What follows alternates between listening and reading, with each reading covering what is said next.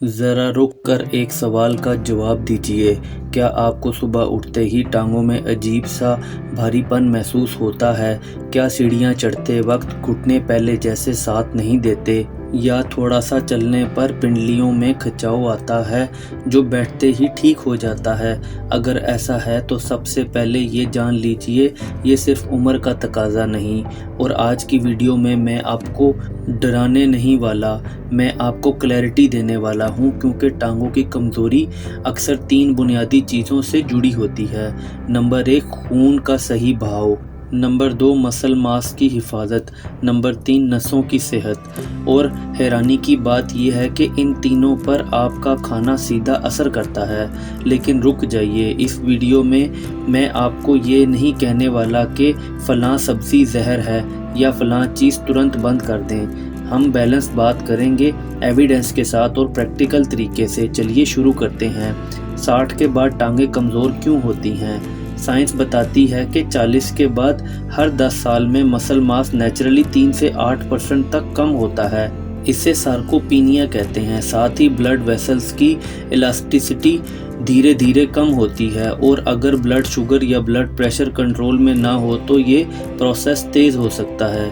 इसका मतलब क्या है? आपकी टांगें ऑलरेडी थोड़ी वल्नरेबल होती हैं, और अगर डाइट में ऐसी चीज़ें ज़्यादा हो जाएं जो ब्लड शुगर स्पाइक करें, सोडियम ओवरलोड करें या इन्फ्लेमेशन बढ़ाएं, तो टांगों की रिकवरी और भी स्लो हो जाती है। अब बात करते हैं उन सब्जियों की जिन्हें लिमिट करना बेहतर है। बंद नहीं, सिर्फ लिमिट करना है। सब्जियां जिन्हें कंट्रोल में रखना ज़रूरी है। नंबर 1, आलू। क्वांटिटी मैटर्स करती है। आलू ख़राब नहीं होता, मगर प्रॉब्लम तब होती है जब रोज़ खाया जाए, तला हुआ हो और पोर्शन ज़्यादा हो। आलू स्टार्च हैवी होता है। स्टार्च ब्लड शुगर को जल्दी स्पाइक कर सकता है। अगर शुगर फ्रीक्वेंटली हाई रहे तो पेरिफेरल नर्व इफ़ेक्ट हो सकती हैं। पैरों में सूनापन या बर्निंग सेंसेशन आ सकता है। बेहतर क्या है? उबले हुए आलू छोटी मिकदार, हफ्ते में 1 से 2 दफ़ा। फ्राइड वर्जन को ओकेजनली ट्रीट रखें। नंबर 2, अरबी। Heavy for sensitive system. अरबी भी कार्बोहाइड्रेट रिच होती है। डायबिटीज़ या इंसुलिन रेजिस्टेंस वालों के लिए स्टार्च हैवी वेजिटेबल्स को डेली लेना आइडियल नहीं होता। इसमें ऑक्सलेट्स भी होते हैं जो हेल्दी किडनीज में प्रॉब्लम नहीं बनाते, मगर किडनी इश्यूज वालों को पोर्शन माइंडफुल रखना चाहिए। इसलिए अरबी को ओकेजनली खुराक में शामिल करें, रोज़ाना नहीं खाएं।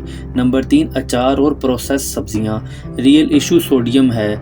यहाँ असली प्रॉब्लम सब्जियां नहीं है, नमक है। एक्सेस सोडियम फ्लूइड रिटेंशन करता है, पैरों और टांगों में सूजन ला सकता है, ब्लड प्रेशर इंक्रीज करता है। शाम को जूता तंग लगना ये अक्सर सोडियम ओवरलोड की निशानी होती है। फ्रेश कुक्ड फूड ज़्यादा रखें, प्रोसेस्ड और कैंड चीज़ें कम यूज़ करें। नंबर 4, पालक। कॉन्टेक्स्ट समझना ज़रूरी है। पालक हेल्दी है, मगर कोई ब्लड थिनर ले रहा हो तो विटामिन के इनटेक स्टेबल रहना ज़रूरी होता है। इसका मतलब पालक बंद नहीं, इसका मतलब कंसिस्टेंसी है। हेल्दी इंडिविजुअल्स के लिए पालक बिल्कुल सेफ है और फ़ायदेमंद है। अब आता है वो पार्ट जहां लोग गलती करते हैं। वो सिर्फ चीज़ें कम करते रहते हैं, मगर ऐड क्या करना है ये भी जानना ज़रूरी है। सब्जियां जो टांगों की सेहत को सपोर्ट करती हैं। नंबर 1, हरी फलियां। मैग्नीशियम और पोटासियम का अच्छा सोर्स है।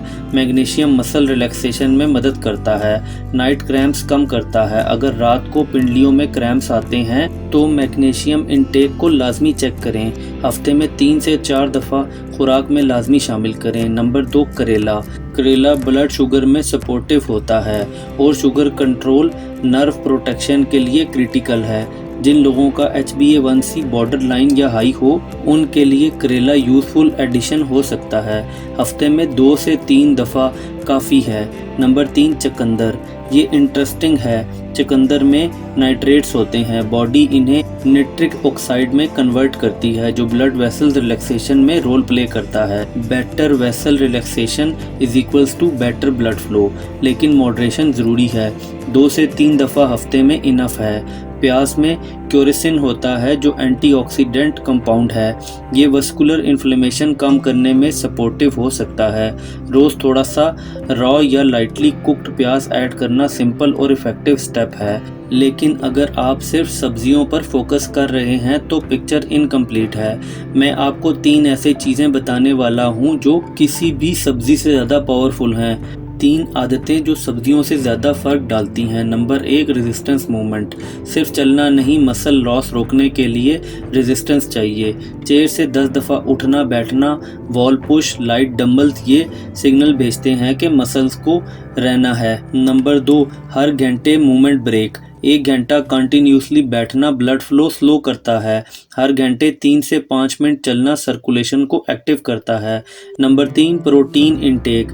60 के बाद प्रोटीन रिक्वायरमेंट थोड़ी बढ़ जाती हैं। हर मील में प्रोटीन इंक्लूड करें। दाल, अंडा, पनीर, चिकन, योगर्ट। प्रोटीन के बिना मसल रिपेयर स्लो होती है।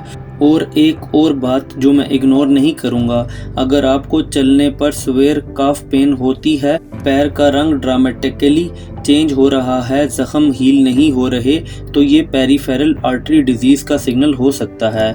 इस केस में डॉक्टर को दिखाना बहुत ज़रूरी है। सेल्फ ट्रीटमेंट नहीं करें। अब एक सच जो शायद आपको पसंद आए, टांगों की कमज़ोरी इरिवर्सिबल होती है। कंसिस्टेंट एफर्ट से मसल इम्प्रूव होता है, सर्कुलेशन बेटर होती है, एनर्जी वापस आती है, मगर ओवरनाइट नहीं। 8 से 12 वीक्स का टाइम दीजिए। आज का सिंपल एक्शन प्लान: आलू फ्राइड वर्जन कम, सोडियम कंट्रोल करें, हफ्ते में 2 से 3 दफ़ा चुकंदर को अपनी खुराक में शामिल करें, थोड़ा सा ज़्यादा प्रोटीन रोज़ इस्तेमाल करें, रोज़ 20 से 30 मिनट की वॉक करें, हर घंटे मूवमेंट ब्रेक। बस इतना, कॉम्प्लिकेटेड डाइट की ज़रूरत नहीं है। अब मैं आपसे एक छोटी सी कमिटमेंट चाहता हूँ। नीचे कमेंट में लिखिए, मैं अपने टांगों का ख्याल रखूँगा या रखूँगी। ये सिर्फ कमेंट नहीं, रिमाइंडर है। आपकी टांगें आपकी आज़ादी हैं, उन्हें सिर्फ उम्र के हवाले मत कीजिए। सही खाना, सही मूवमेंट, सही कंसिस्टेंसी। और अगर वीडियो मददगार लगी हो तो लाइक ज़रूर करें। मिलते हैं अगली वीडियो में।